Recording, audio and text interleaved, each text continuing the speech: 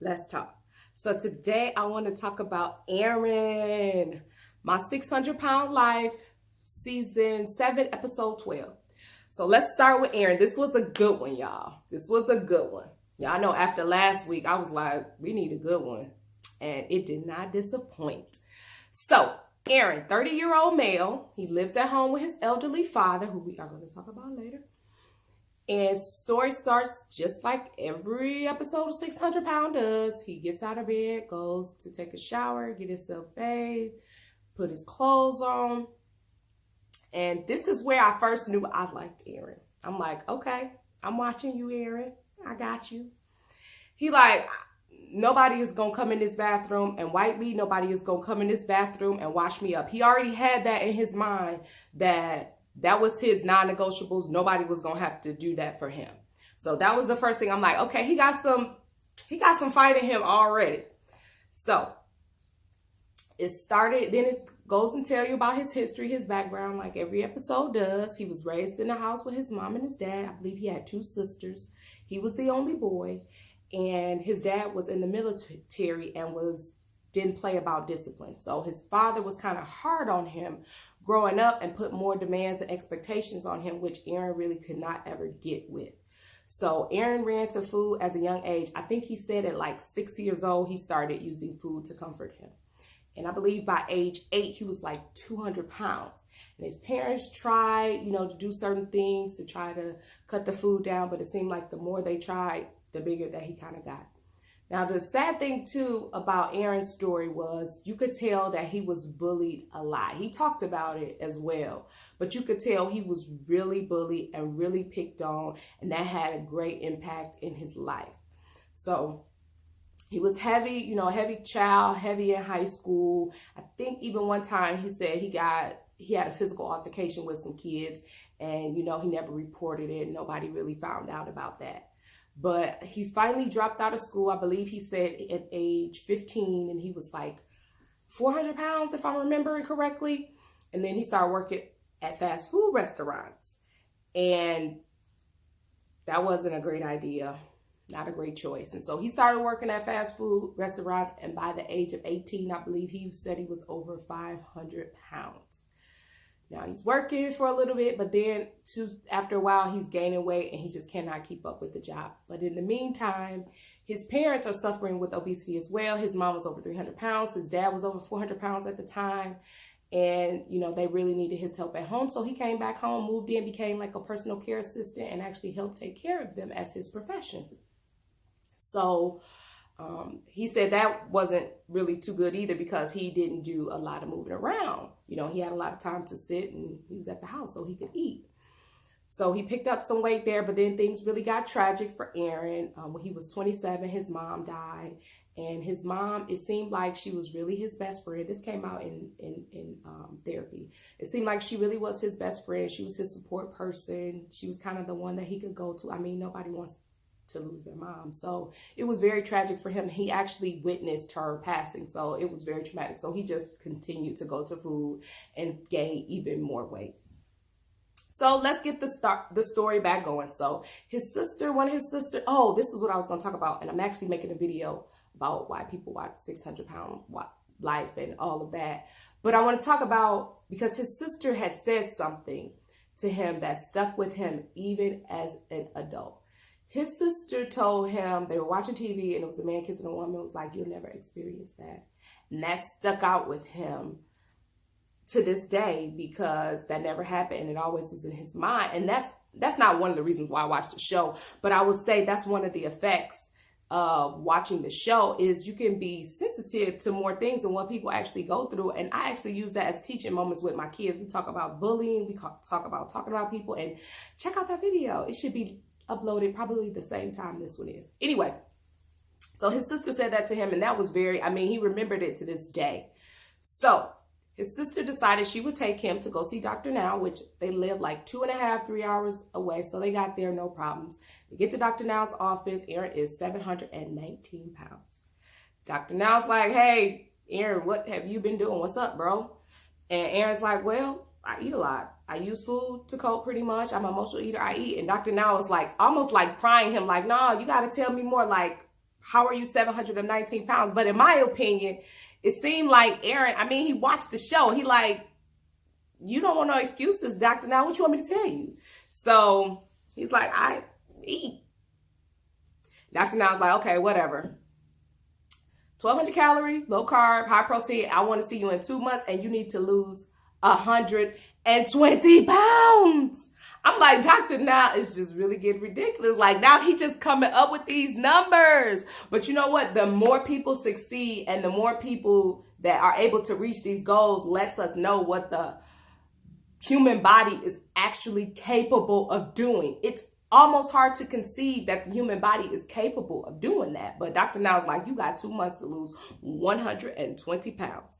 So Aaron go back. He like, okay, I got this. I'm going to make these changes. I want to change my life. I'm going to do it. Fast forward. They go, no, 2 weeks. I think it was 1 to 2 weeks afterwards. His dad ended up having a heart attack and he was in critical condition. He stayed in the hospital for a while, but he did recover and he was able to come back home. And so, the show found out about it and Dr. Now actually gave him another month, you know, because he was the primary caretaker of his dad. So it gave him another month. So Aaron goes in and he actually takes his father. Aaron goes in and he only lost 22 pounds, not in 2 months, but 3 months. And honestly, you know, usually we're not shocked, especially the first time. It's rare that somebody actually does it the first time, but I actually was kind of shocked because the way he was maneuvering and acting and the way the filming was going, and his clothes even looked bigger to me. I felt like his clothes looked bigger. I was like, I thought he had did it, but bro had only lost 22 pounds. So Dr. Now was like, look, you are not taking this serious. I understand that your father was ill, but you need to do better. He like, I know I'm having a hard time. I can't give up peanut butter and jelly sandwiches, and I'm just trying to stick to it, but I can't let that stuff go. Dr. Now was like, look, I heard this before, and let me tell you, peanut butter on a piece of bread is not what's keeping you at your weight. He's like, you are eating at least 10,000 calories to maintain your weight. So I don't want to hear that. You need to do better. You said you want to lose weight. You need to prove it. This is your last chance. So he pretty much gave him the go hard or go home speech. And he's like, I'm going to give you 2 more months. You need to come back, and I'm still giving you a 120-pound weight loss goal. So Aaron didn't play this time. Aaron went home. He got him a gym membership. It wasn't, and that was pretty key too. It wasn't just him. He said him and his dad started eating better, and he started preparing healthy foods for his father. And Dr. Now knows that's key. And he even said it at the visit when his dad was there. He was like, you don't need to be eating that with your health either. And Dr. Now know that that's part of the key to success. You can't be the only one on a health journey in your house. Like, you can't be the only one. Like, if you're the only one eating a certain type of way and everybody else eating the exact opposite, it's not going to last and it's not going to work. So you have to get a consensus, and the whole family has to buy in. That's why a lot of times he do come hard for the family, because he recognizes if the family ain't in, it's going to be hard for the patient to succeed. Anyway. He, like I said, he go to the gym, he working out, they eating right, he doing good. He come back, it's 2 months. Aaron lost 125 pounds. And this was at month 6. And Dr. Now was very proud of him. And he's like, I'm going to go ahead and schedule you for surgery. Good job. You figured it out. I'm so glad you did. So schedule him for surgery. He's like, but you better keep losing weight. We're going to schedule your surgery for a month. And if you ain't still losing weight, I'm canceling your surgery. So Aaron comes in month 7, and he had lost another 47 pounds. So Aaron did good. Now, after the surgery, he go in for a 1-month post-op, and he had only lost 22 pounds. And he wasn't even on he wasn't on a full diet like solids yet. And Dr. Now was like, this is not headed in the right direction. You need to go see the therapist, because it's only a matter of time before you'll start gaining. So he goes to see the therapist. By the way, what y'all think about Lola? I personally love the therapist Lola. Me and my friends was talking, and it's like they don't like Lola. I'm like, you don't like Lola? What is it not to like Lola? They're like, well, she give the same advice. I'm like, no, that's not true. Her advice be individualized to the person, and you got to keep in mind, seriously, how much do we see of this session? We literally see like a minute of their session. So I'm like, that's not fair. And Lola is gorgeous, and you're not about to come for Lola in my presence. You're just not going to do it. But anyway, leave a comment. What do you think about Lola? So anyway, Lola gives him homework. Lola's like, talk to your dad. Let him know about your feelings, how you had as a child, and how you feel, and how he's made you feel. So he did. He went right on it, got on it. He talked to his dad. At first, it didn't go right. His dad was like, look, that's old. You need to get over that. We done moved on. Just get over it. But Aaron did not give up. That fight, again, I think it's that fight that was in him. He did not give up. He went back in that room. He was like, Dad, the purpose of this, excuse me, my mouth is dry. Need some water. But he was like, the purpose of this is not to make you feel bad. The purpose of this is so I can get all these feelings out. I can let you know how I feel, how I've been feeling, so I can move on with my life. He's like, I've always felt like you never wanted me. I always felt like I was a burden. I always felt like you was just so hard on me and I didn't live up to your expectations. So finally, his dad was like, you know what? I'm sorry. And you can tell like it was a genuine reconciliation and they had genuinely reached that point. And so it was really good and touching to see that point, when they made that connection and his dad could just say, you know what, I'm sorry. And he could receive it like, I love you, son. And his dad later at the end did say, you know what, I'm proud of you, son. I'm proud of all that you've done. I wish your mom was here to see you. And he did really affirm that because it seemed like that's really, really, really what Aaron was looking for. And he even said it a couple of times, was the affirmation and the respect from his dad. But anyway, keeping with the story. So he did. It was settled. They got over that. And then he goes back, and he had lost the weight. He was back on track. So it's pretty much downhill from there. Aaron did a great job. He did a great job.